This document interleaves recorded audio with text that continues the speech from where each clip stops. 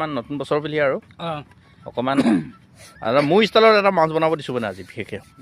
এইটো পূৰা বইল মাছ আছে বইল বিশেষকৈ ইয়াৰ মই পৰিচয়টো দি ল'ম চিনাকি তাই দোকো মানে এখন হ'ল আমাৰ বগীবিলৰ পাৰত এই আমাৰ জংকীপানৈ ৰিজৰ্ট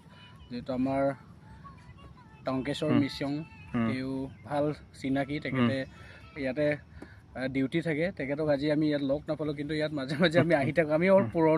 পুৰণা মানুহ আমি স্থায়ী মানে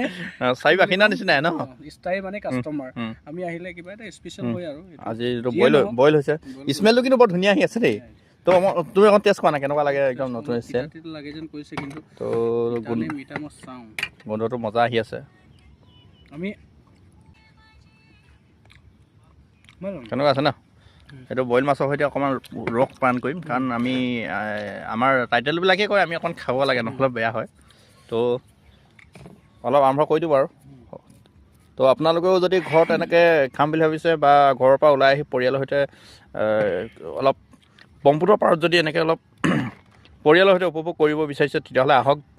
জংকীপানৈ আৰু জংকীপানৈ বুলি ক'লে আৰু ক'বলৈ বাকী নাই আপোনাৰ সেই কাহিনীটোলৈ মনত পৰিব চ' আমি আৰম্ভ কৰোঁ দেই